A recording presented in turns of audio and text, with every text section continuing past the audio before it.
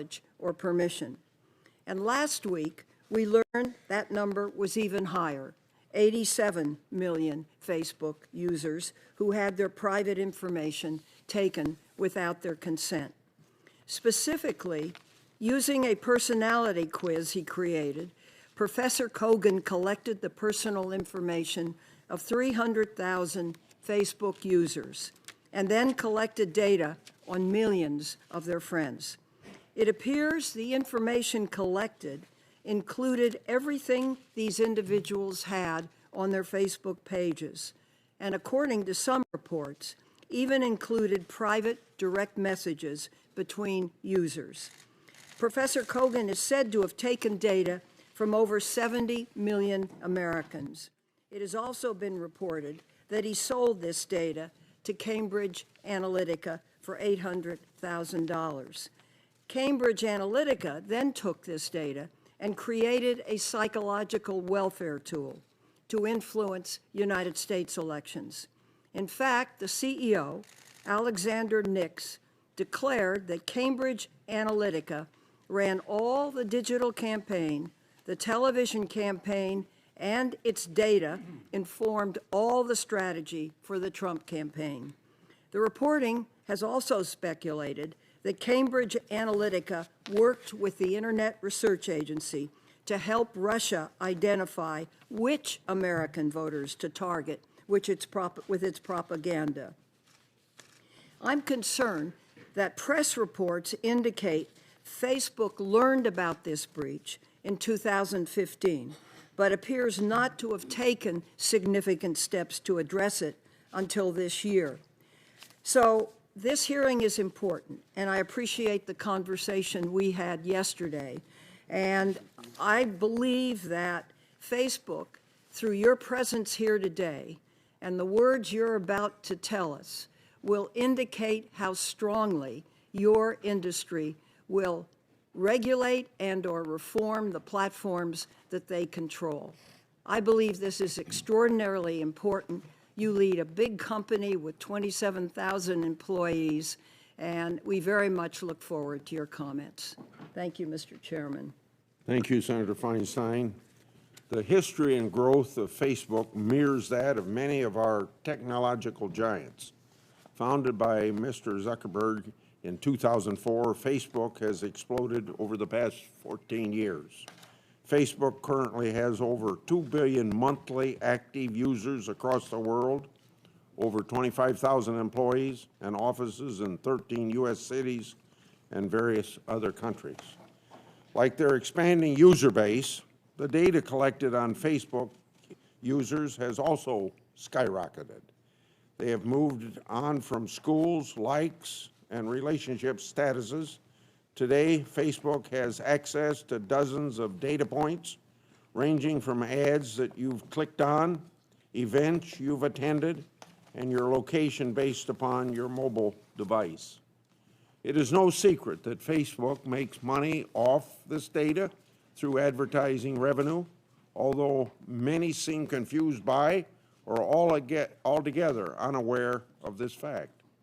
Facebook generated $40 billion in revenue in 2017, with about 98% coming from advertising across Facebook and Instagram. Significant data collection is also occurring at Google, Twitter, Apple, and Amazon, and even an ever-expanding portfolio of products and services offered by these companies grant endless opportunities to collect increasing amounts of information on their customers. As we get more free or extremely low-cost services, the trade-off for the American consumer is to provide more personal data.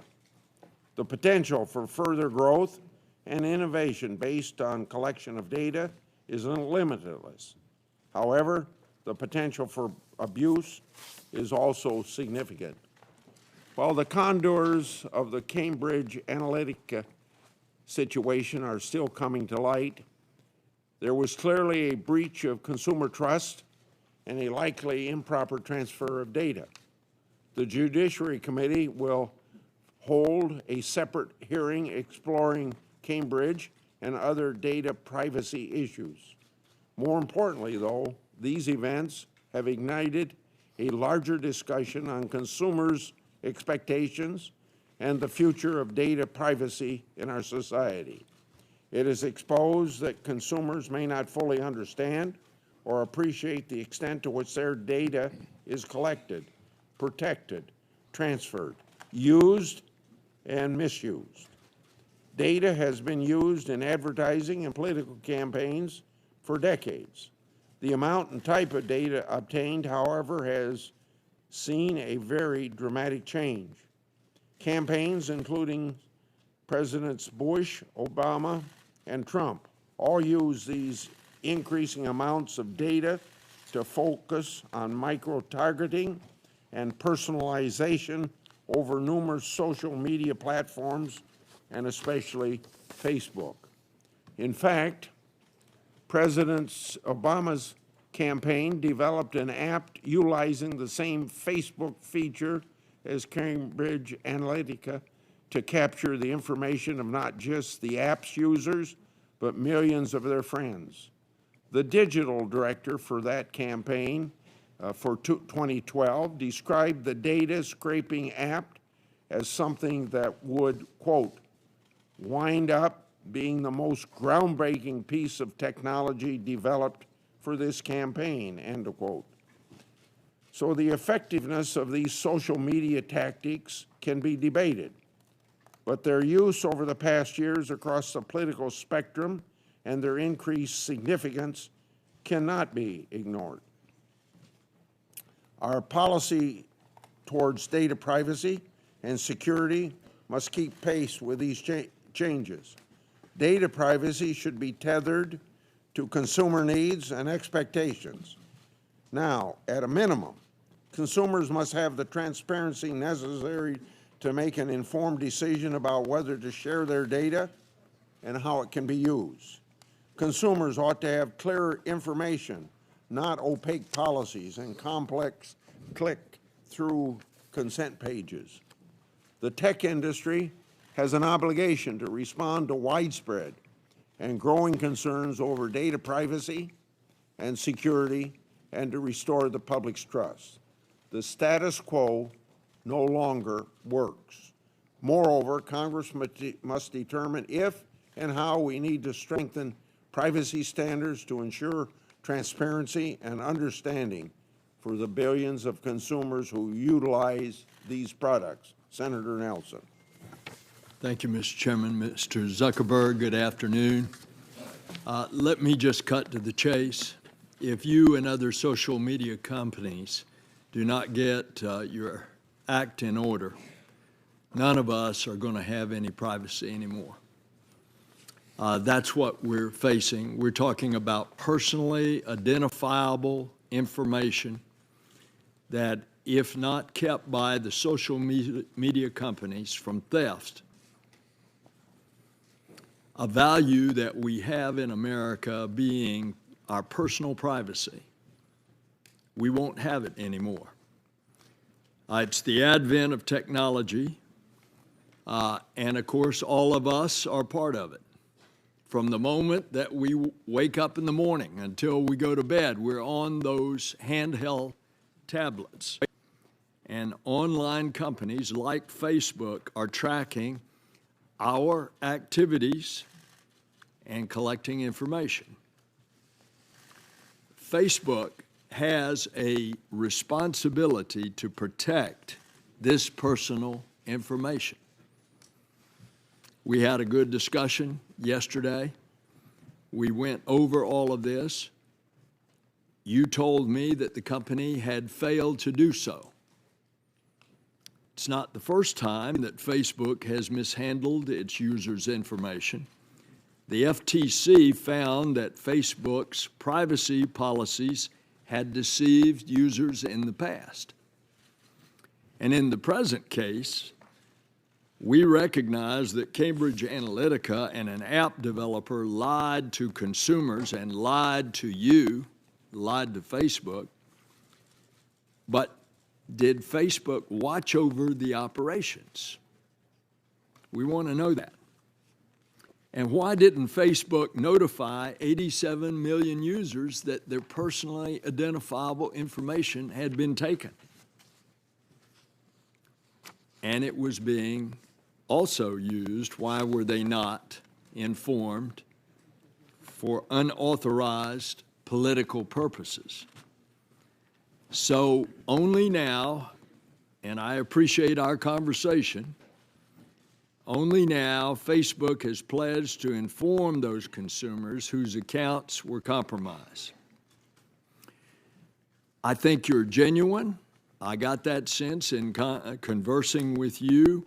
You want to do the right thing. You want to enact reforms. We want to know if it's going to be enough. And I hope that will be in the answers today. Now, since we still don't know what Cambridge Analytica has done with this data, you heard Chairman Thune say, as we have discussed, we want to haul Cambridge Analytica in to answer these questions at a separate hearing. I want to thank Chairman Thune for working with all of us on scheduling a hearing. There's obviously a great deal of interest in this subject. I hope we can get to the bottom of this.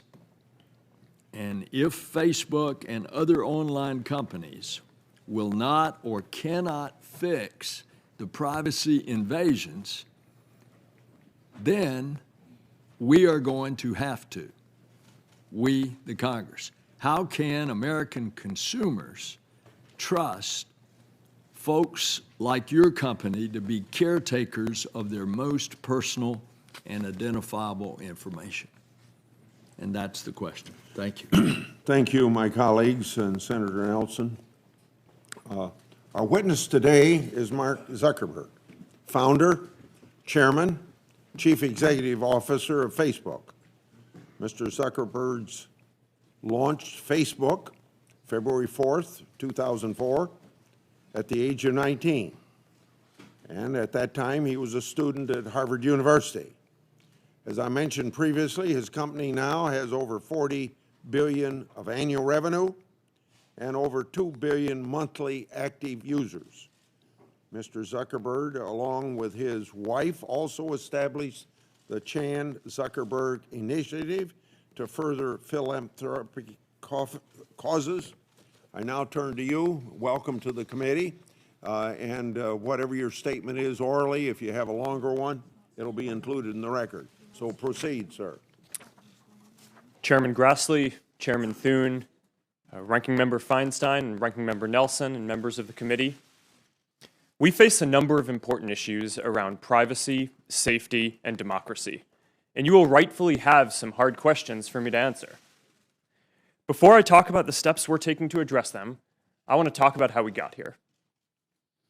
Facebook is an idealistic and optimistic company. For most of our existence, we focused on all of the good that connecting people can do. And as Facebook has grown, people everywhere have gotten a powerful new tool for staying connected to the people they love, for making their voices heard, and for building communities and businesses. Just recently, we've seen the Me Too movement and the March for Our Lives organized, at least in part, on Facebook. After Hurricane Harvey, people came together to raise more than $20 million for relief. And more than 70 million small businesses use Facebook to create jobs and grow. But it's clear now that we didn't do enough to prevent these tools from being used for harm as well. And that goes for fake news, for foreign interference in elections, and hate speech, as well as developers and data privacy. We didn't take a broad enough view of our responsibility, and that was a big mistake. And it was my mistake, and I'm sorry. I started Facebook, I run it, and I'm responsible for what happens here. So now, we have to go through all of our relationship with people and make sure that we're taking a broad enough view of our responsibility. It's not enough to just connect people. We have to make sure that those connections are positive. It's not enough to just give people a voice. We need to make sure that people aren't using it to harm other people or to spread misinformation. And it's not enough to just give people control over their information. we need to make sure that the developers they share it with protect their information too. Across the board, we have a responsibility to not just build tools, but to make sure that they're used for good. It will take some time to work through all the changes we need to make across the company, but I'm committed to getting this right. This includes the basic responsibility of protecting people's information, which we failed to do with Cambridge Analytica. So here are a few things that we are doing to address this and to prevent it from happening again. First, we're getting to the bottom of exactly what Cambridge Analytica did and telling everyone affected. What we know now is that Cambridge Analytica improperly accessed some information about millions of Facebook members by buying it from an app developer. That information, this was information that people generally share publicly on their Facebook pages, like names and their profile picture and the pages they follow. When we first contacted Cambridge Analytica, they told us that they had deleted the data. About a month ago, we heard new reports that suggested that wasn't true. And now we're working with governments in the US, the UK, and around the world to do a full audit of what they've done and to make sure they get rid of any data they may still have. Second, to make sure no other app developers out there are misusing data, we're now investigating every single app that had access to a large amount of information in the past. And if we find that someone improperly used data, we're going to ban them from Facebook and tell everyone affected. Third, to prevent this from ever happening again going forward, we're making sure that developers can access as much information now. The good news here is that we already made big changes to our platform in 2014 that would have prevented this specific situation with Cambridge Analytica from occurring again today. But there's more to do, and you can find more details on the steps we're taking in my written statement. My top priority has always been our social mission of connecting people, building community, and bringing the world closer together. Advertisers and developers will never take priority over that as long as I'm running Facebook. I started Facebook when I was in college. We've come a long way since then. We now serve more than 2 billion people around the world, and every day, people use our services to stay connected with the people that matter to them most. I believe deeply in what we're doing, and I know that when we address these challenges, we'll look back and view helping people connect and giving more people a voice as a positive force in the world. I realize the issues we're talking about today aren't just issues for Facebook and our community. They're issues and challenges for all of us as Americans. Thank you for having me here today, and I'm ready to take your questions. I'll remind members that maybe you weren't here when I had my opening comments that we are operating under the 5-minute rule, and that applies to the 5-minute rule, and that applies to those of us who are chairing the committee as well. I start with you. Facebook handles extensive amounts of personal data for billions of users. A significant amount of that data is shared with third-party developers who utilize your platform. As of early this year, you did not actively monitor whether that data was transferred by such developers to other parties. Moreover, your policies only prohibit transfers by developers to parties seeking to profit from such data. Number one, besides Professor Kogan's transfer, and now potentially CubeU, do you know of any instances where user data was improperly transferred to third party in breach of Facebook's terms? If so, how many times has that happened? And was Facebook only made aware of that transfer by some third party? Mr. Chairman, thank you. As I mentioned, we're now conducting a full investigation into every single app that had access to a large amount of information before we locked down platform to prevent developers from accessing this information in around 2014. We believe that we're going to be investigating many apps, tens of thousands of apps, and if we find any suspicious activity, we're going to conduct a full audit of those apps to understand how they're using their data and if they're doing anything improper. And if we find that they're doing anything improper, we'll ban them from Facebook, and we will tell everyone affected. As for past activity, I don't have all the examples of apps that we've banned here, but if you'd like, I can have my team follow up with you after this. Okay. Have you ever required an audit to ensure the deletion of improperly transferred data? And if so, how many times? Mr. Chairman, yes, we have. I don't have the exact figure on how many times we have, but overall, the way we've enforced our platform policies in the past is we have looked at patterns of how apps have used our APIs and accessed information, as well as looked into reports that people have made to us about apps that might be doing sketchy things. Going forward, we're going to take a more proactive position on this and do much more regular spot checks and other reviews of apps, as well as increasing the amount of audits that we do. And again, I can make sure that our team follows up with you on anything about the specific past stats that would be interesting. I was going to assume that sitting here today, you have no idea. And if I'm wrong on that, you're telling me, I think, that you're able to supply those figures to us, at least as of this point. Mr. Chairman, I will have my team follow up with you on what information we have. Okay, but right now you have no certainty of whether or not, how much of that's going on, right? Okay. Facebook collects massive amounts of data from consumers, including content, networks, contact lists, device information, location, and information from third parties.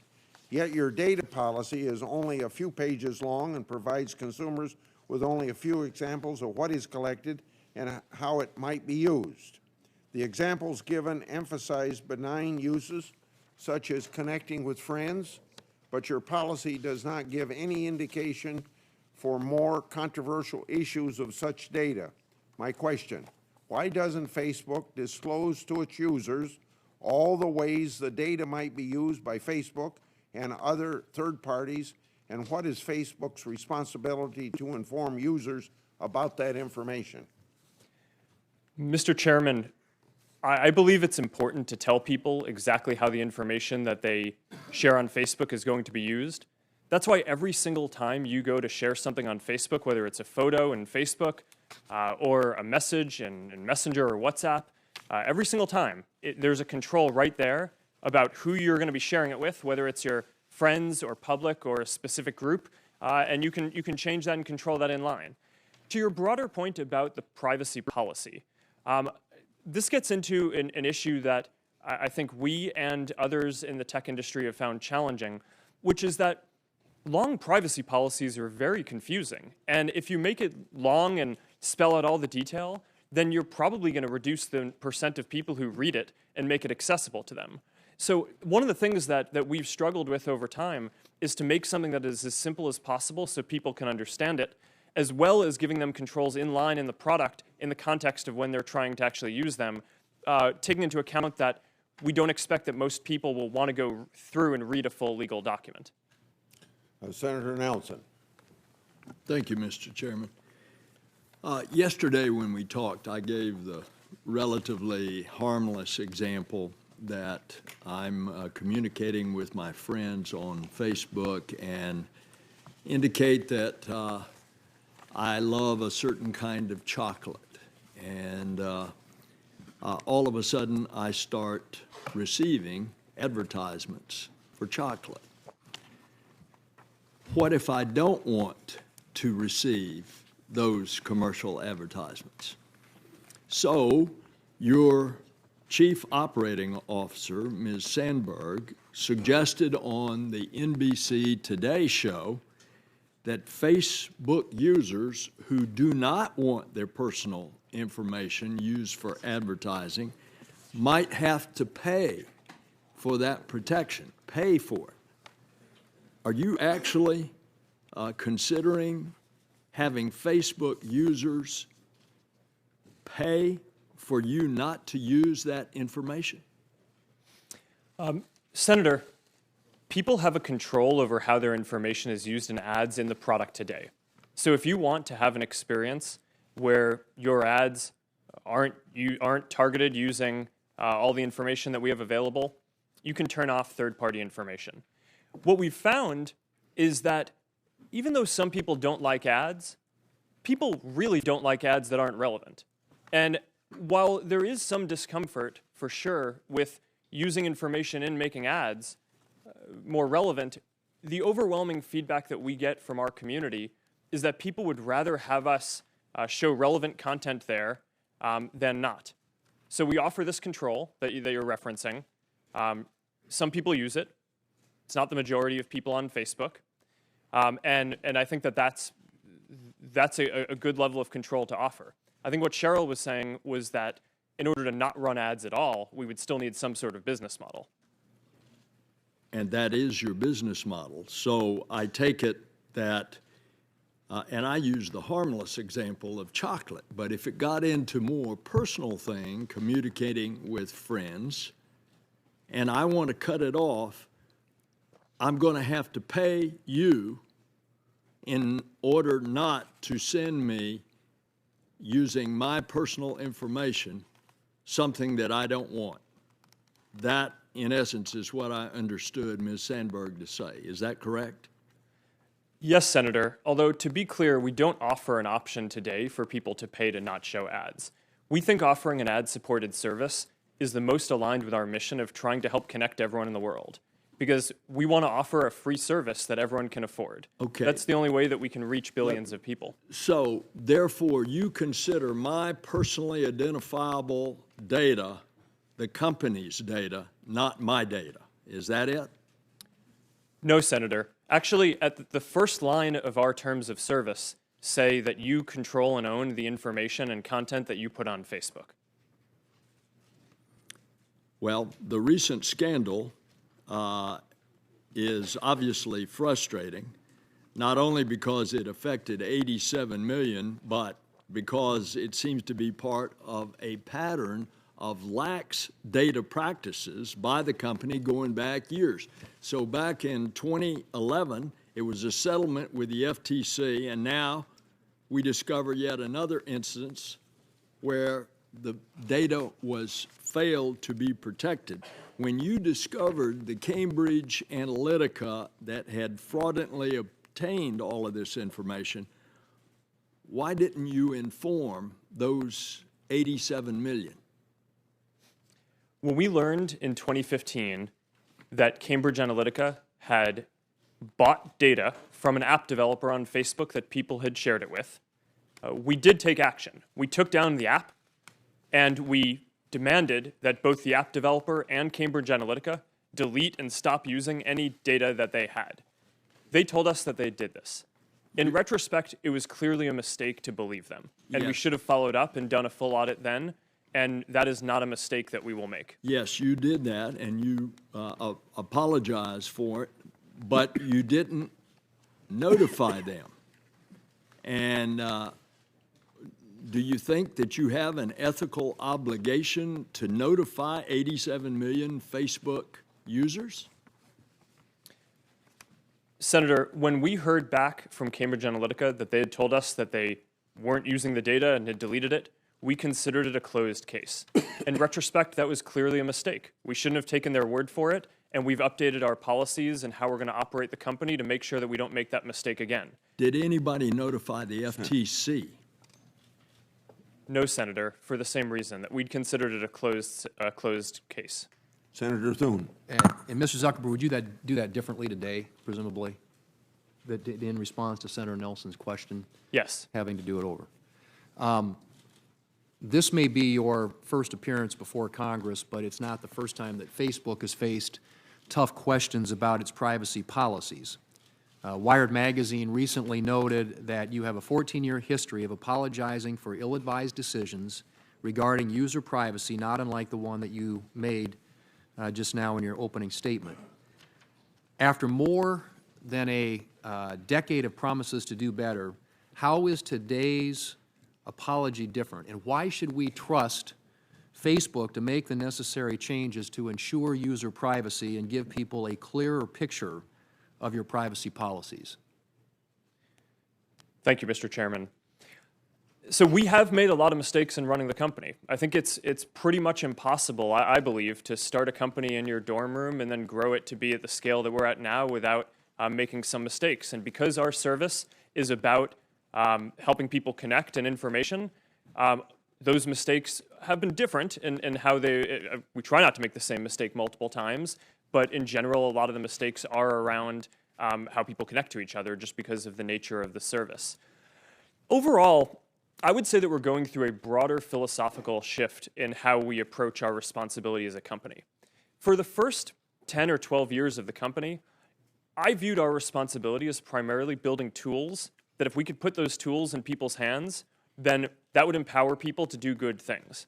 What I think we've learned now across a number of issues, not just data privacy, but also fake news and foreign interference in elections, is that we need to take a more proactive role and a broader view of our responsibility. It's not enough to just build tools. We need to make sure that they're used for good. And that means that we need to now take a more active view in policing the ecosystem and in watching and kind of looking out and making sure that all of the members in our community are using these tools in a way that's going to be good and healthy. So at the end of the day, this is going to be something where people will measure us by our results on this. It's not that I expect that anything I say here today to necessarily change people's view, but I'm committed to getting this right, and I believe that over the coming years, once we fully work all these solutions through, people will see real differences. Okay. Well, and I'm glad that you all have gotten that message. As we discussed in my office yesterday, the line between legitimate political discourse and hate speech can sometimes be hard to identify, and especially when you're relying on artificial intelligence and other technologies for the initial discovery. Can you discuss what steps that Facebook currently takes when making these evaluations, the challenges that you face, and any examples of where you may draw the line between what is and what is not hate speech? Yes, Mr. Chairman. I'll speak to hate speech, and then I'll talk about enforcing our content policies more broadly. So actually, maybe if you're okay with it, I'll go in the other order. So from the beginning of the company in 2004, I started it in my dorm room. It was me and my roommate. We didn't have AI technology that could look at the content that people were sharing. So we basically had to enforce our content policies reactively. People could share what they wanted, and then if someone in the community found it to be offensive or against our policies, they'd flag it for us and we'd look at it reactively. Now, increasingly, we are developing AI tools that can identify certain classes of bad activity proactively and flag it for our team at Facebook. By the end of this year, by the way, we're going to have more than 20,000 people working on security and content review, working across all these things. So when content gets flagged to us, we have those people look at it, and if it violates our policies, then we take it down. Some problems lend themselves more easily to AI solutions than others. So hate speech is one of the hardest, because determining if something is hate speech is very linguistically nuanced, right? You need to understand what is a slur and whether something is hateful, not just in English, but the majority of people on Facebook use it in languages that are different across the world. Contrast that, for example, with an area like finding terrorist propaganda, which we've actually been very successful at deploying AI tools on already. Today, as we sit here, 99% of the ISIS and Al-Qaeda content that we take down on Facebook, our AI systems flag before any human sees it. So that's a success in terms of rolling out AI tools that can proactively police and enforce safety across the community. Hate speech, I am optimistic that over a 5 to 10 year period, we will have AI tools that can get into some of the nuances, the linguistic nuances of different types of content to be more accurate in flagging things for our systems.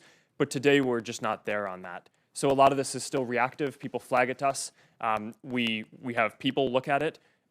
We have policies to try to make it as not subjective as possible. But until we get it more automated, there's a higher error rate than I'm happy with. Thank you, Senator Feinstein.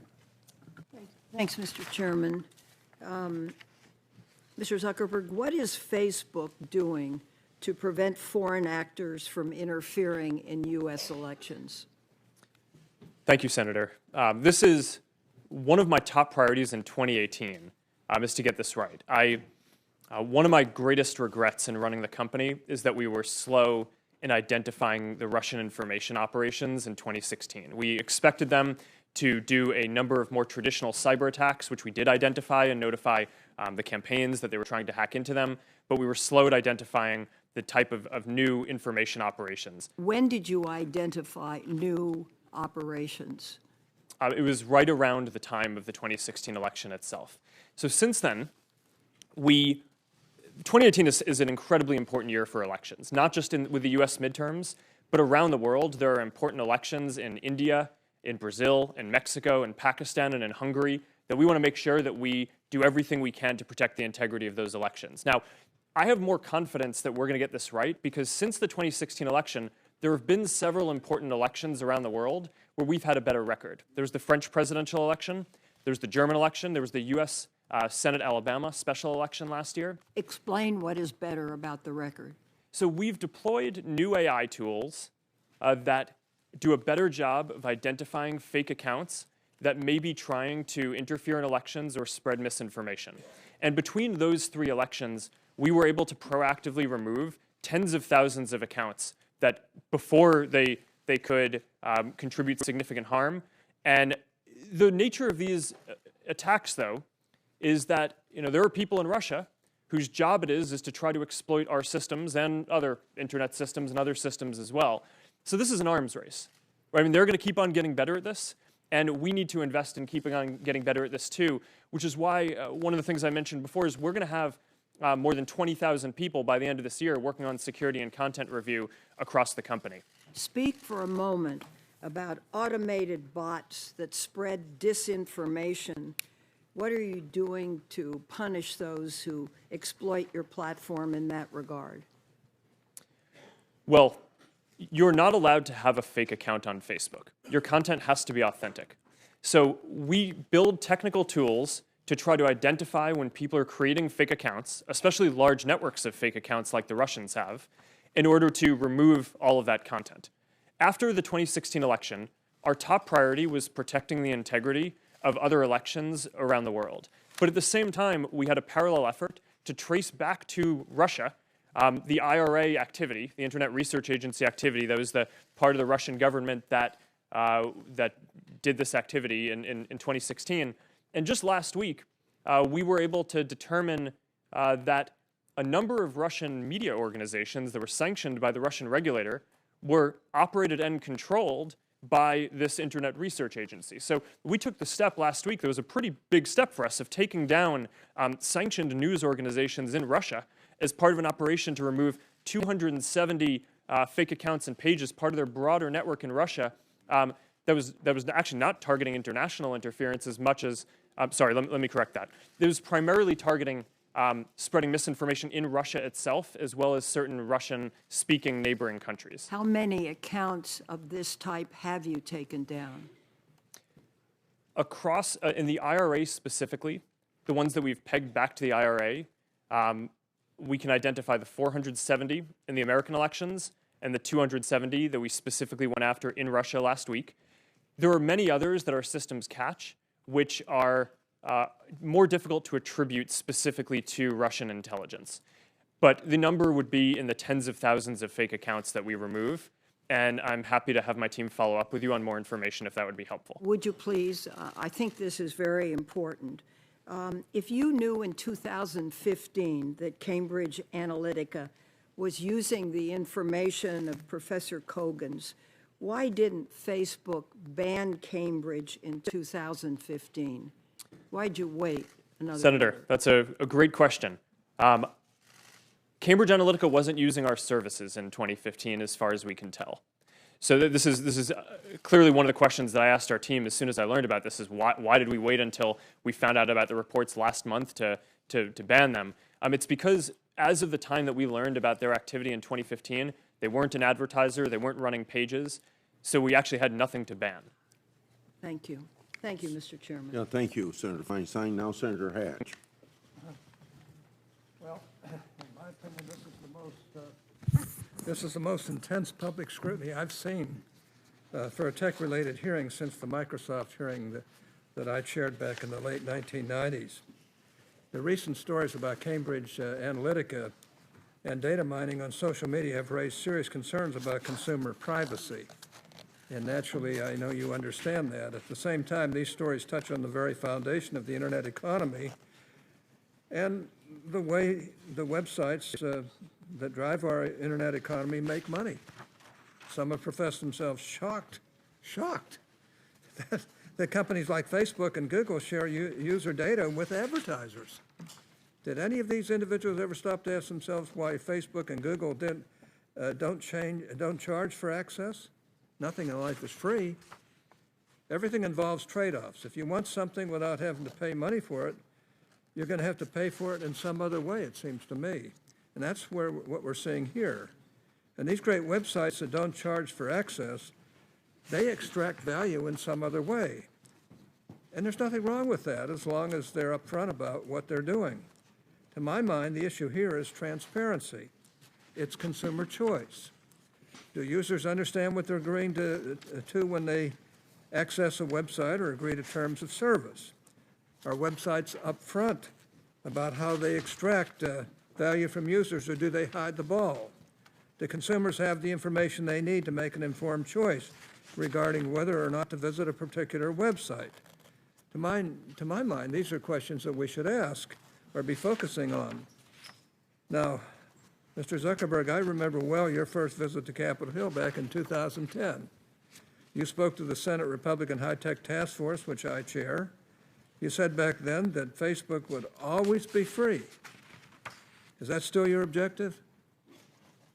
Senator, yes, there will always be a version of Facebook that is free. It is our mission to try to help connect everyone around the world and to bring the world closer together.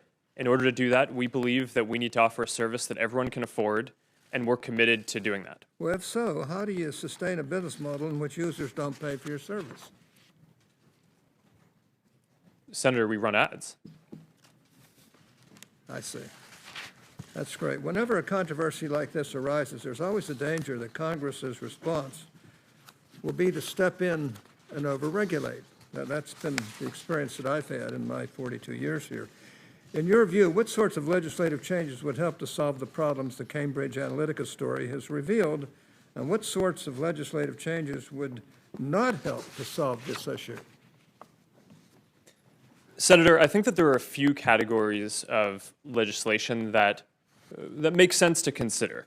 Around privacy specifically, there are a few principles that I think it would be useful to discuss and potentially codify into law. One is around having a simple and practical set of ways that you explain what you're doing with data. And we talked a little bit earlier around the complexity of laying out this long privacy policy. It's hard to say that people fully understand something when it's only written out in a long legal document. This stuff needs to be implemented in a way where people can actually understand it, where consumers can understand it, but that can also capture all the nuances of how these services work in a way that's not overly restrictive on providing the services. So that's one. The second is around giving people complete control. This is the most important principle for Facebook. Every piece of content that you share on Facebook, you own, and you have complete control over who sees it and how you share it, and you can remove it at any time. That's why every day, about 100 billion times a day, people come to one of our services and either post a photo or send a message to someone because they know that they have that control and that who they say it's going to go to is going to be who sees the content. And I think that control is something that's important that I think should apply to every service. And go ahead. The third point is just around enabling innovation, because some of these use cases that are very sensitive, like face recognition, for example. And I think that there's a balance that's extremely important to strike here, where you obtain special consent for sensitive features like face recognition, but we still need to make it so that American companies can innovate in those areas, or else we're going to fall behind Chinese competitors and others around the world who have different regimes for different new features like that. Senator Cantwell. Thank you, Mr. Chairman. Welcome, Mr. Zuckerberg. Do you know who Palantir is? I do. Some people have referred to them as Stanford Analytica.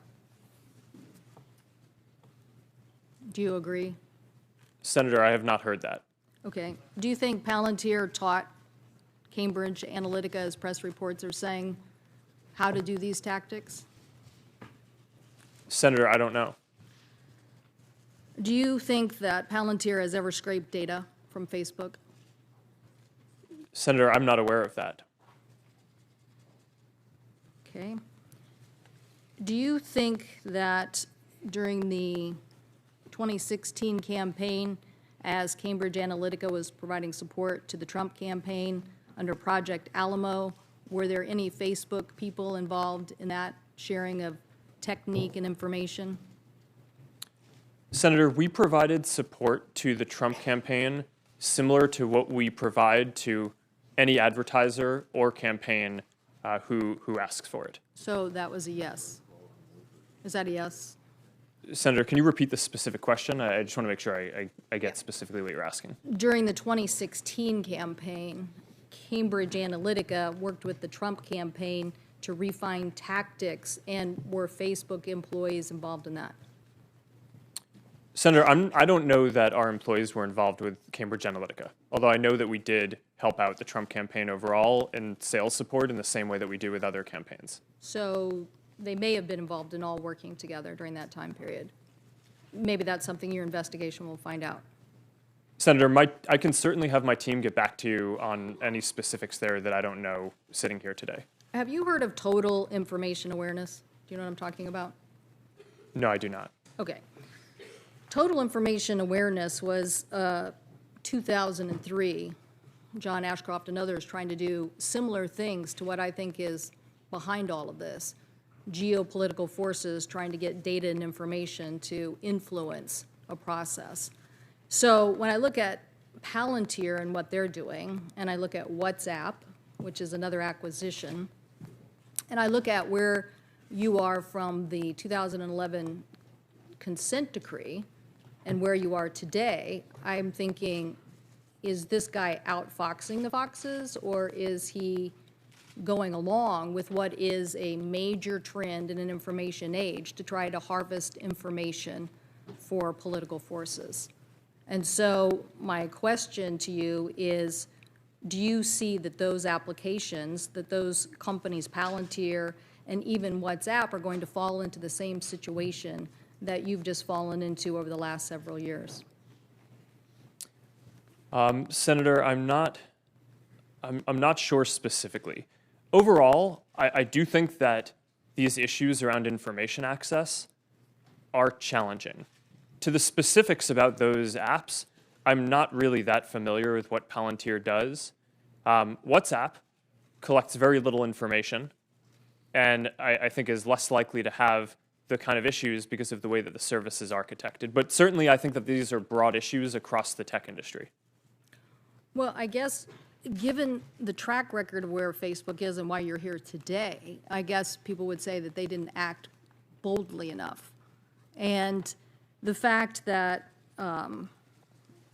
people like John Bolton basically was an investor in New York Times article earlier, I guess it was actually last month, that the Bolton Pack was obsessed with how America was becoming limp-wristed and spineless and had wanted research and messaging for national security issues. So the fact that, you know, there are a lot of people who are interested in this larger effort. And what I think my constituents want to know is, was this discussed at your board meetings? And what are the applications and interests that are being discussed without putting real teeth into this? We don't want to come back to this situation again. I believe you have all the talent. My question is whether you have all the will to help us solve this problem. Yes, Senator. So data privacy and foreign interference in elections are certainly topics that we have discussed at the board meeting. These are some of the biggest issues that the company has faced, and we feel a huge responsibility to get these right. Do you believe the European regulations should be applied here in the U.S.? Senator, I think everyone in the world deserves good privacy protection. And regardless of whether we implement the exact same regulation, I would guess that it would be somewhat different because we have somewhat different sensibilities in the US as to other countries. We're committed to rolling out the controls and the affirmative consent and the special controls around sensitive types of technology like face recognition that are required in GDPR. We're doing that around the world. So I think it's certainly worth discussing whether we should have something similar in the US. But what I would like to say today is that we're going to go forward and implement that regardless of what the regulatory outcome is. Senator Wicker. Senator Thune will chair next. Senator Wicker. Thank you, Mr. Chairman. And Mr. Zuckerberg, thank you for being with us. My question is going to be sort of a follow-up on what Senator Hatch was talking about. And let me agree with basically his advice that we don't want to over-regulate to the point where we're stifling innovation and investment. I understand with regard to suggested rules or suggested legislation, there are at least two schools of thought out there. One would be the ISPs, the Internet Service Providers, who are advocating for privacy protections for consumers that apply to all online entities equally across the entire Internet ecosystem.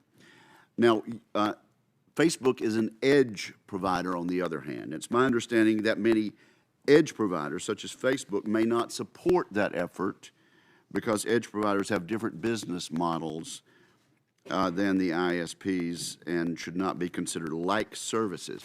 So do you think we need consistent privacy protections for consumers across the entire Internet ecosystem that are based on the type of consumer information being collected, used, or shared, regardless of the entity doing the collecting or using or sharing? Senator, this is an important question. I would differentiate between ISPs, which I consider to be the pipes of the internet, and the platforms like Facebook or Google or Twitter or YouTube that are the apps or platforms on top of that. I think in general, the expectations that people have of the pipes are somewhat different from the platforms. So there might be areas where there needs to be more regulation in one and less in the other, but I think that there are going to be other places where there needs to be more regulation of the other type. Specifically, though, on the pipes, one of the important issues that I think we face and have debated is when you say pipes, you mean ISPs. The ISPs. Yeah. And I know net neutrality has been a hotly debated topic. And one of the reasons why I have been out there saying that I think that should be the case is because I look at my own story of when I was getting started building Facebook at Harvard. I only had one option for an ISP to use. And if I had to pay extra in order to make it so that my app could potentially be seen or used by other people, then we probably wouldn't be here today. Okay, but we're talking about privacy concerns, and let me just say we'll have to follow up on this. But I think you and I agree this is going to be one of the major items of debate if we have to go forward and do this from a governmental standpoint. Let me just move on to another couple of items. Is it true that, as was recently publicized, that Facebook collects the call and text histories of its users that use Android phones? Senator, we have an app called Messenger for sending messages to your Facebook friends, and that app offers people an option to sync their text messages into the messaging app and to make it so that so you can have one app where it has both your texts and your Facebook messages in one place.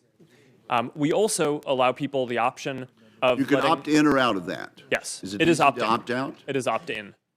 You have to affirmatively say that you want to sync that information before we get access. Unless you opt in, you don't collect that call and text history. That is correct. And is that true for? Is this practice done at all with minors, or do you make an exception there for persons aged 13 to 17? I do not know. We can follow up. Okay, do that. Let's do that. And one other thing. There have been reports that Facebook can track a user's internet browsing activity even after that user has logged off of the Facebook platform. Can you confirm whether or not this is true? Senator, I want to make sure I get this accurate, so it would probably be better to have my team follow up So you don't know? afterwards. I know that people use cookies on the internet, and that you can probably correlate activity between sessions. We do that for a number of reasons, including security and including measuring ads to make sure that the ad experiences are the most effective, which, of course, people can opt out of. But I want to make sure that I'm precise in my answer, so when you let me follow up When you with get back to after. me, sir, would you also let us know how Facebook discloses to its users that engaging in this type of tracking gives us that result? Yes. And thank you very much. Thank you, Senator Wicker. Senator Leahy's up next. Thank you. Mr. Zuckerberg, I assume Facebook's been served with subpoenas from the special counsel Mueller's office. Is that correct? Yes. Have you or anyone at Facebook been interviewed by the special counsel's office? Yes. Have you been interviewed? I have not. I have not. Others have. I believe so, and I want to be careful here because that our work with the special counsel is confidential, and I want to make sure that in an open session I'm not revealing something that's confidential. I understand. I just want to make clear that you have been contacted, you have had subpoenas. Actually, let me clarify that. I actually am not aware of a subpoena. I believe that there may be, but I know we're working with them. Thank you. 6 months ago, your general counsel promised us that you were taking steps to prevent Facebook from serving what I would call an unwitting co-conspirator in Russian interference. But these unverified, divisive pages are on Facebook today. They look a lot like the anonymous groups of Russian agents used to spread propaganda during the 2016 election. Are you able to confirm whether they're Russian-created groups? Yes or no? Senator, are you asking about those specifically? Yes. Senator, last week we actually announced a major change to our ads and pages policies that we will be verifying the identity of every single Ask about advertiser. the specific ones. Do you know whether they are? I am not familiar with those pieces of content specifically. But if you decided this policy of a week ago, you'd be able to verify them? We are working on that now. What we're doing is we're going to verify the identity of any advertiser who's running a political or issue-related ad. This is basically what the Honest Ads Act is proposing, and we're following that. And we're also going to do that for pages. But you can't answer on these. I'm not familiar with those specific cases. Will you find out the answer and get back to me? I'll have my team get back to you. I do think it's worth adding, though, that we're going to do the same verification of the identity and location of admins who are running large pages. So that way, even if they aren't going to be buying ads in our system, that will make it significantly harder for Russian interference efforts or other inauthentic efforts to try to spread misinformation through the network. Insofar as it's been going on for some time, some might say that's about time. 6 months ago, I asked your general counsel about Facebook's role as a breeding ground for hate speech against Rohingya refugees. Recently, UN investigators blamed Facebook for playing a role in inciting possible genocide in Myanmar, and there has been genocide there. Now, you say you use AI to find this. This is the type of content I'm referring to. It calls for the death of a Muslim journalist. Now, that threat went straight through your detection systems. It spread very quickly. And then it took attempt after attempt after attempt and the involvement of civil society groups to get you to remove it. Why couldn't it be removed within 24 hours? Senator, what's happening in Myanmar is a terrible tragedy. and we need to do more. We all agree with that. Okay. But you and investigators have blamed, you blame Facebook for playing a role in the genocide. We all agree it's terrible. How can you dedicate, and will you dedicate, the resources to make sure such hate speech is taken down within 24 hours? Yes, we're working on this. And there are 3 specific things that we're doing. One is we're hiring dozens of more Burmese language content reviewers, because hate speech is very language specific. It's hard to do it without people who speak the local language, and we need to ramp up our effort there dramatically. Second is we're working with civil society in Myanmar to identify specific hate figures so we can take down their accounts rather than specific pieces of content. And third is we're standing up a product team to do specific product changes in Myanmar and other countries that may have similar issues in the future to prevent this from happening. When Senator Cruz and I sent a letter to Apple asking what they're going to do about Chinese censorship. My question, I'll place it. That'd be great. Thank you, Senator Lake. Place for the record, I want to know what you will do about Chinese censorship when they come to you. Senator Graham's up next. Thank you. Are you familiar with Andrew Bosworth? Yes, Senator, I am. He said, so we connect more people, maybe someone dies in a terrorist attack, coordinated on our tools. The ugly truth is that we believe in connecting people so deeply that anything that allows us to connect more people more often is de facto good. Do you agree with that? No, Senator, I do not. And as context, Boz wrote that. Boz is what we call him internally. He wrote that as an internal note. We have a lot of discussion internally. I disagreed with it at the time that he wrote it. If you looked at the comments on the internal discussion, the vast majority of people internally did too. That you did a poor job as a CEO communicating your displeasure with such thoughts, because if he had understood where you were at, he would never said it to begin with. Well, Senator, we try to run our company in a way where people can express different opinions internally. Well, this is an opinion that really disturbs me. And if somebody worked for me that said this, I'd fire him. Who's your biggest competitor? Senator, we have a lot of competitors. Who's your biggest?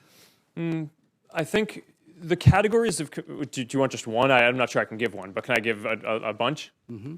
So there are 3 categories that I would focus on. One are the other tech platforms, so Google, Apple, Amazon, Microsoft. We overlap with them in different ways. Do they provide the same service you provide? In different ways, different parts of it, Let me put it this way. If I buy a Ford and it doesn't work well and I don't like it, I can buy a Chevy. If I'm upset with Facebook, what's the equivalent product that I can go sign up for? Well, there's the second category that I was going to talk about. I'm not talking about categories. I'm talking about is there real competition you face? Because car companies face a lot of competition. If they make a defective car, it gets out in the world, people stop buying that car, they buy another one. Is it an alternative to Facebook in the private sector? Yes, Senator. The average American uses 8 different apps to communicate with their friends and stay in touch with people, ranging from texting apps to email. Which is the same service you provide. Well, we provide a number of different services. Is Twitter the same as what you do? It overlaps with a portion of what we do. You don't think you have a monopoly? It certainly doesn't feel like that to me. Okay. So it doesn't. So Instagram, you bought Instagram. Why did you buy Instagram? Because they were very talented app developers who were making good use of our platform and understood our values. It was a good business decision. My point is that one way to regulate a company is through competition, through government regulation. Here's the question that all of us got to answer. What do we tell our constituents, given what's happened here, why we should let you self-regulate? What would you tell people in South Carolina that, given all the things we've just discovered here, it's a good idea for us to rely upon you to regulate your own business practices? Well, Senator, my position is not that there should be no regulation. Okay. I think the internet is increasingly Do you important. embrace regulation? I think the real question, as the internet becomes more important in people's lives, is what is the right regulation, not whether there should be or But you not. as a company welcome regulation? I think if it's the right regulation, then You yes. think the Europeans have it right? I think that they get things right. Have you ever submitted? That's true. So would you work with us in terms of what regulations you think are necessary in your industry? Absolutely. Okay, would you submit to us some proposed regulations? Yes, and I'll have my team follow up with you so that way we can have this discussion across the different categories where I think that this discussion needs to happen. Look forward to it. When you sign up for Facebook, you sign up for terms of service. Are you familiar with that? Yes. Okay. It says, the terms govern your use of Facebook and the products, features, apps, services, technologies, software we offer, Facebook's products or products, except where we expressly state that separate terms and not these apply. I'm a lawyer, I have no idea what that means. But when you look at terms of service, this is what you get. Do you think the average consumer understands what they're signing up for? I don't think that the average person likely reads that whole document. Yeah. But I think that there are different ways that we can communicate that and have a responsibility to do so. Do you agree with me that you better come up with different ways because this ain't working? Well, Senator, I think in certain areas that is true, and I think in other areas, like the core part of what we do, right? If you think about just at the most basic level, people come to Facebook, Instagram, WhatsApp, Messenger about 100 billion times a day to share a piece of content or a message with a specific set of people. And I think that that basic functionality, people understand because we have the controls in line every time, and given the volume of the activity and the value that people tell us that they're getting from that, I think that that control in line does seem to be working fairly well. Now, we can always do better, and there are the services are complex, and there is more to it than just, you go and you post a photo. So I agree that in many places we could do better. But I think for the core of the service, it actually is quite clear. Thank you, Senator Graham. Senator Klobuchar. Thank you, Mr. Chairman. Mr. Zuckerberg, I think we all agree that what happened here was bad. You acknowledged it was a breach of trust. And the way I explain it to my constituents is that if someone breaks into my apartment with a crowbar and they take my stuff, it is just like if the manager gave them the keys or if they didn't have any locks on the doors. It's still a breach. It's still a break-in. And I believe we need to have laws and rules that are sophisticated as the brilliant products that you've developed here. And we just haven't done that yet. And one of the areas that I've focused on is the election. And I appreciate the support that you and Facebook and now Twitter actually have given to the Honest Ads Act, a bill that you mentioned that I'm leading with Senator McCain and Senator Warner. And I just want to be clear, as we work to pass this law so that we have the same rules in place to disclose political ads and issue ads as we do for TV and radio, as well as disclaimers, that you're going to take early action as soon as June, I heard, before this election, so that people can view these ads, including issue ads. Is that correct? That is correct, Senator. And I just want to take a moment before I go into this in more detail to thank you for your leadership on this. This, I think, is an important area for the whole industry to move on. The two specific things that we're doing are, one is around transparency. So now you're going to be able to go and click on any advertiser or any page on Facebook and see all of the ads that they're running. So that actually brings advertising online on Facebook to an even higher standard than what you would have on TV or print media, because there's nowhere where you can see all of the TV ads that someone is running, for example, whereas you will be able to see now on Facebook whether this campaign or third party is saying different messages to different types of people. I think that that's a really important element of transparency. Then the other really important piece is around verifying every single advertiser who's going to be running political or issue ads. I appreciate that, and Senator Warner and I have also called on Google and the other platforms to do the same, so memo to the rest of you. We have to get this done or we're going to have a patchwork of ads, and I hope that you'll be working with us to pass this bill. Is that right? We will. Okay, thank you. Now on the subject of Cambridge Analytica, were these people, the 87 million people, users, concentrated in certain states? Are you able to figure out where they're from? I do not have that information with me. But you could but give we it- can follow up with your office. Okay, because as we know, that election was close, and it was only thousands of votes in certain states. You've also estimated that roughly 126 million people may have been shown content from a Facebook page associated with the Internet Research Agency. Have you determined whether any of those people were the same Facebook users whose data was shared with Cambridge Analytica? Are you able to make that determination? Senator, we're investigating that now.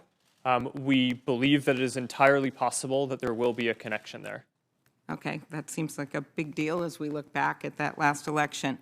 Former Cambridge Analytica employee Christopher Wiley has said that the data that it improperly obtained, that Cambridge Analytica improperly obtained from Facebook users, could be stored in Russia. Do you agree that that's a possibility? Sorry, are you asking if Cambridge Analytica's data could be stored in Russia? That's what he said this weekend on a Sunday show. Senator, I don't have any specific knowledge that would suggest that, but one of the steps that we need to take now is go do a full audit of all of Cambridge Analytica's systems to understand what they're doing, whether they still have any data, to make sure that they remove all the data. If they don't, we're going to take legal action against them to do so. That audit, we have temporarily seeded that in order to let the UK government complete their government investigation first, because of course a government investigation takes precedence over a company doing that. But we are committed to completing this full audit and getting to the bottom of what's going on here, so that way we can have more answers to this. Okay, you earlier stated publicly and here that you would support some privacy rules so that everyone's playing by the same rules here. And you also said here that you should have notified customers earlier. Would you support a rule that would require you to notify your users of a breach within 72 hours? Senator, that makes sense to me, and I think we should have our team follow up with yours to discuss the details around that more. Thank you. I just think part of this was when people don't even know that their data's been breached, that's a huge problem, and I also think we get to solutions faster when we get that information out there. Thank you, and we look forward to passing this bill. We'd love to pass it before the election on the honest ads, and looking forward to better disclosure this election. Thank you. Thank you, Senator Klobuchar. Senator Blunt's up next. Thank you, Mr. Chairman. Mr. Zuckerberg, nice to see you. When I saw you not too long after I entered the Senate in 2011, I told you when I sent my business cards down to be printed, they came back from the Senate print shop with the message that was the first business card they'd ever printed a Facebook address on. There are days when I've regretted that, but more days when we get lots of information that we need to get. There are days when I wonder if Facebook Friends is a little misstated. It doesn't seem like I have those every single day. But, you know, the platform you've created is really important. Now, my son, Charlie, who's 13, is dedicated to Instagram, so he'd want to be sure I mentioned him while I was here with you. I haven't printed that on my card yet. I will say that, but I think we have that account as well. Lots of ways to connect people. And the information, obviously, is an important commodity, and it's what makes your business work. I get that. However, I wonder about some of the collection efforts, and maybe we can go through largely just even yes and no, and then we'll get back to more expansive discussion of this. But do you collect user data through cross-device tracking? Senator, I believe we do link people's accounts between devices in order to make sure that their Facebook and Instagram and their other experiences can be synced between their devices. And that would also include offline data that's tracking that's not necessarily linked to Facebook, but linked to some device they went through Facebook on. Is that right? Senator, I want to make sure we get this right, so I want to have my team follow up with you on that afterwards. Well, that doesn't seem that complicated to me. Now, you understand this better than I do, but maybe you can explain to me why that's complicated. Do you track devices that an individual who uses Facebook has that is connected to the device that they use for their Facebook connection, but not necessarily connected to Facebook? I'm not sure the answer to that question. Really? Yes. There may be some data that is necessary to provide the service that we do, but I don't have that on sitting here today, so that's something that I would want to follow up. Now, the FTC last year flagged cross-device tracking as one of their concerns, generally, that people are tracking devices that the users of something like Facebook don't know that are being tracked. How do you disclose your collection methods? Is that all in this document that I would see and agree to before I entered into a Facebook? Yes, Senator. So there are two ways that we do this. One is we try to be exhaustive in the legal documents around the terms of service and privacy policies. But more importantly, we try to provide inline controls so that people that are in plain English that people can understand. They can either go to settings or we can show them at the top of the app periodically so that people understand all the controls and settings they have and can configure their experience the way that they want. So do people now give you permission to track specific devices in their contract? And if they do, is that a relatively new addition to what you do? Senator, I'm sorry, I don't have that. Am I able to opt out? Am I able to say it's okay for you to track what I'm saying on Facebook, but I don't want you to track what I'm texting to somebody else off Facebook on an Android phone? Oh, okay. Yes, Senator. In general, Facebook is not collecting data from other apps that you use. There may be some specific things about the device that you're using that Facebook needs to understand in order to offer the service. But if you're using Google or you're using some texting app, unless you specifically opt in that you want to share the texting app information, Facebook wouldn't see that. Has it always been that way? Or is that a recent addition to how you deal with those other ways that I might communicate? Senator, my understanding is that that is how the mobile operating systems are architected.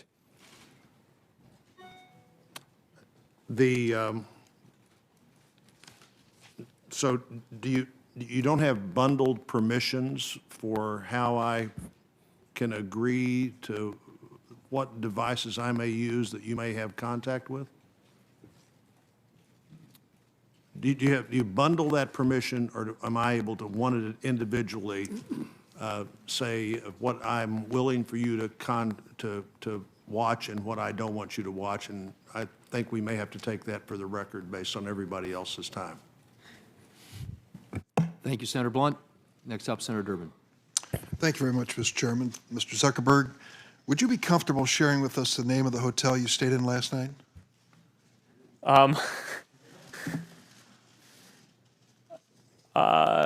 No.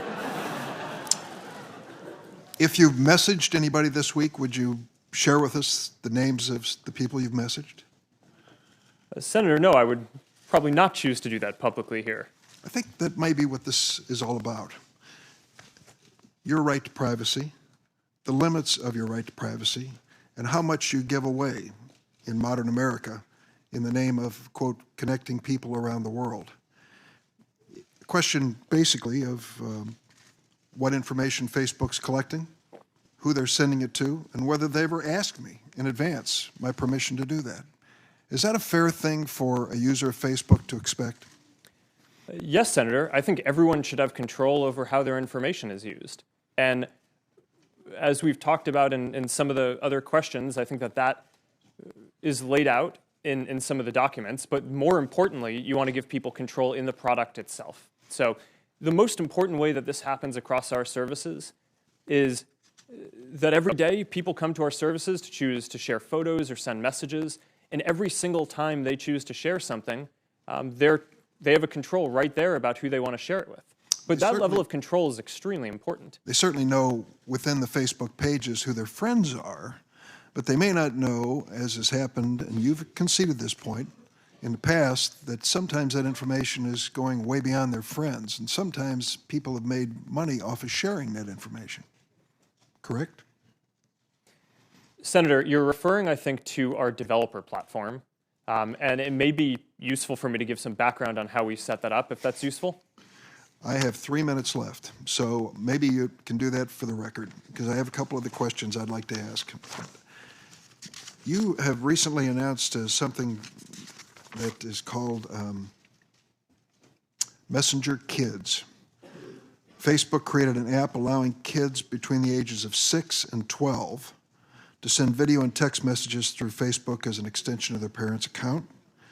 You have cartoon-like stickers and other features designed to appeal to little kids, first graders, kindergartners. On January 30th, the Campaign for Commercial-Free Childhood and lots of other child development organizations warned Facebook. They pointed to a wealth of research demonstrating that excessive use of digital devices and social media is harmful to kids, and argued that young children simply are not ready to handle social media accounts at age 6. In addition, there are concerns about data that's being gathered about these kids.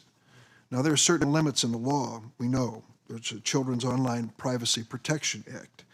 What guarantees can you give us that no data from Messenger Kids is or will be collected or shared with those that might violate that law? All right, Senator, so a number of things I think are important here. The background on Messenger Kids is we heard feedback from thousands of parents that they want to be able to stay in touch with their kids and call them, use apps like FaceTime when they're working late or not around and want to communicate with their kids, but they want to have complete control over that. So I think we can all agree that when your kid is 6 or 7, even if they have access to a phone, you want to be able to control everyone who they can contact. And there wasn't an app out there that did that. So we built this service to do that. The app collects a minimum amount of information that is necessary to operate the service. So for example, the messages that people send is something that we collect in order to operate the service. But in general, that data is not going to be shared with third parties. It is not connected to the broader Facebook experience. Excuse me, as a lawyer, I picked up on that word in general, the phrase in general. It seems to suggest that in some circumstances it will be shared with third parties. No, it will not. All right. Would you be open to the idea that someone having reached adult age, having grown up with Messenger Kids, should be allowed to delete the data that you've collected? Senator, yes. As a matter of fact, when you become 13, which is our legal limit or limiter, we don't allow people under the age of 13 to use Facebook, you don't automatically go from having a Messenger Kids account to a Facebook account. You have to start over and get a Facebook account. So I think it's a good idea to consider making sure that all that information is deleted, and in general, people are going to be starting over when they get their Facebook or other accounts. I'll close because I just have a few seconds. Illinois has a Biometric Information Privacy Act, our state does, which is to regulate the commercial use of facial, voice, finger, and iris scans and the like. We're now in a fulsome debate on that, and I'm afraid Facebook has come down to the position trying to carve out exceptions to that. I hope you'll fill me in on how that is consistent with protecting privacy. Thank you. Thank you, Senator Durbin. Senator Cornyn. Thank you, Mr. Zuckerberg, for being here. I know up until 2014, the mantra or motto of Facebook was move fast and break things. Is that correct? I don't know when we changed it, but the mantra is currently move fast with stable infrastructure, which is a much less sexy mantra. Sounds much more boring, but my question is, during the time that it was Facebook's mantra or motto to move fast and break things, do you think some of the misjudgments, perhaps mistakes that you've admitted to here were as a result of that culture or that attitude, particularly as regards to personal privacy of the information of your subscribers? Senator, I do think that we made mistakes because of that, but the broadest mistakes that we made here are not taking a broad enough view of our responsibility. And that wasn't a matter, the move fast cultural value is more tactical around whether engineers can ship things and different ways that we operate. But I think the big mistake that we've made looking back on this is viewing our responsibility as just building tools rather than viewing our whole responsibility as making sure that those tools are used for good. Well, and I appreciate that, because previously or early in the past, we've been told that platforms like Facebook, Twitter, Instagram, and the like are neutral platforms, and the people who own and run those for profit, and I'm not criticizing doing something for profit in this country, but they bore no responsibility for the content. You agree now that Facebook and other social media platforms are not neutral platforms, but bear some responsibility for the content. I agree that we're responsible for the content. And I think that there's one of the big societal questions that I think we're going to need to answer is the current framework that we have is based on this reactive model that assumed that there weren't AI tools that could proactively tell whether something was terrorist content or something bad. So it naturally relied on requiring people to flag for a company and then the company needing to take reasonable action. In the future, we're going to have tools that are going to be able to identify more types of bad content.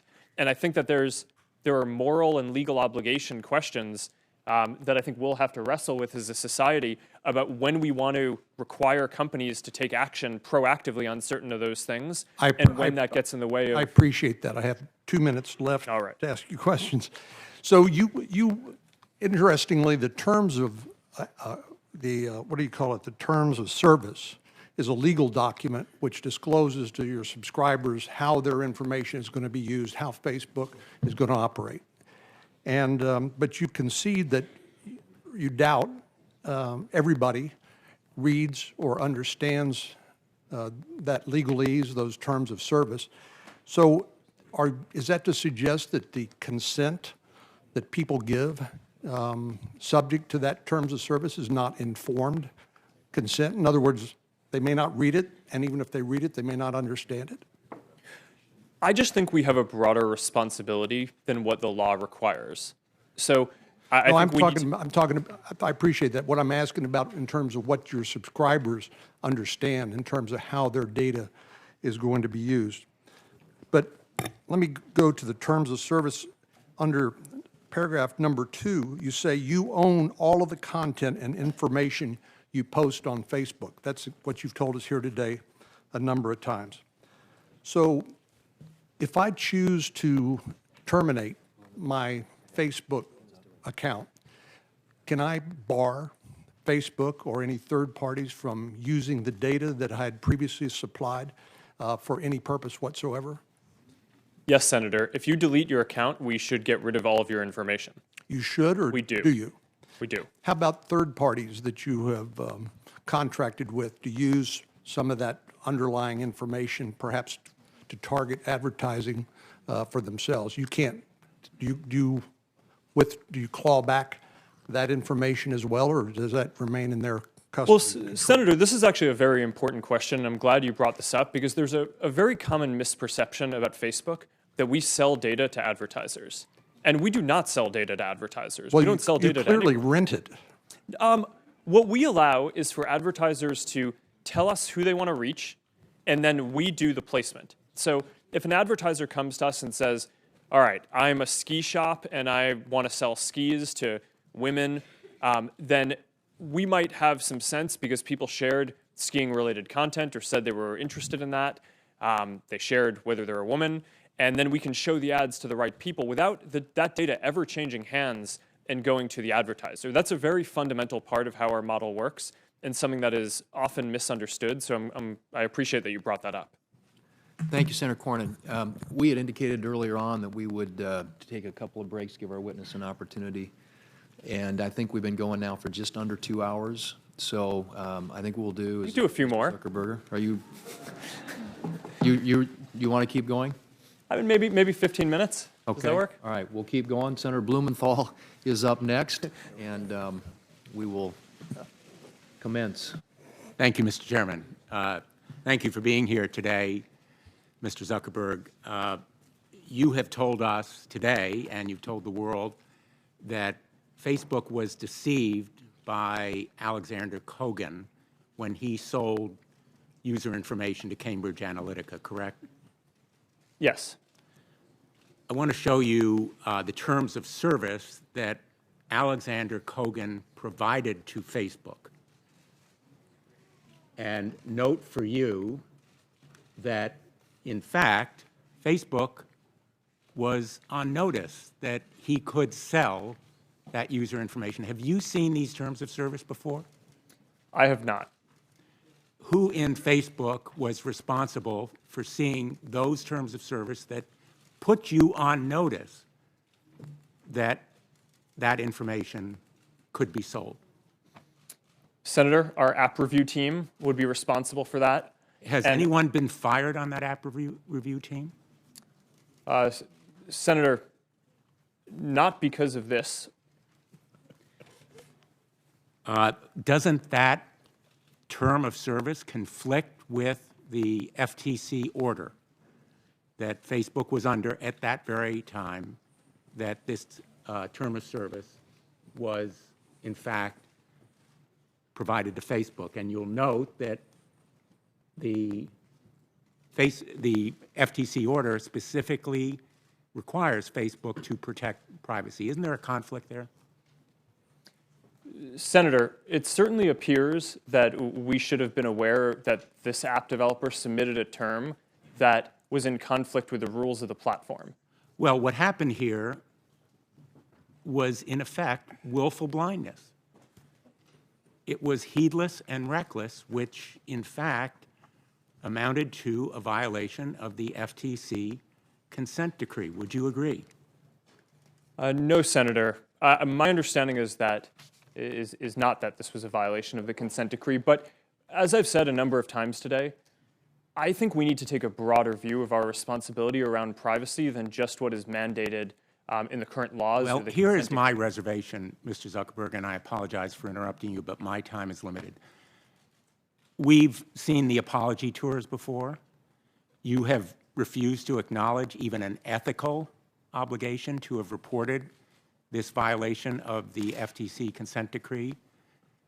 And we have letters, we've had contacts with Facebook employees, and I'm going to submit a letter for the record from Sandy Parakilas, with your permission, that indicates not only a lack of resources, but lack of attention to privacy.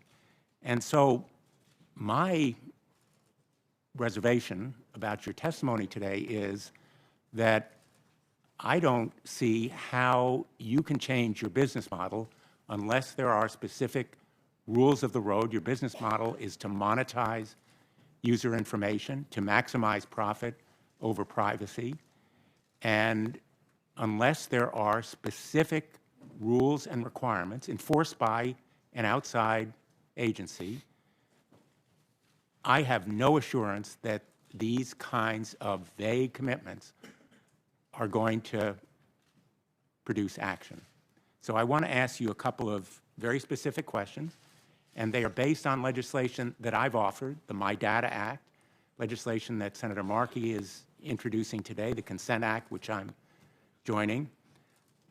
Don't you agree that companies ought to be required to provide users with clear, plain information about how their data will be used and specific ability to consent to the use of that information?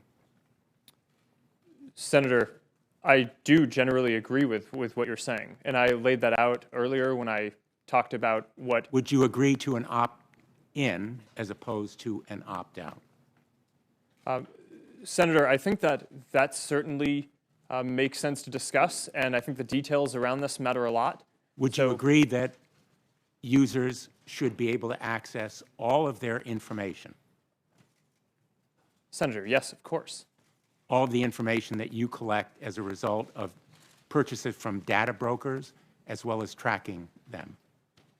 Senator, we have already a download your information tool that allows people to see and to take out all of the information that they've put into Facebook or that Facebook knows about them. So yes, I agree with that. We already have that. I have a number of other specific requests that you agree to support as part of legislation. I think legislation is necessary. The rules of the road have to be the result of congressional action.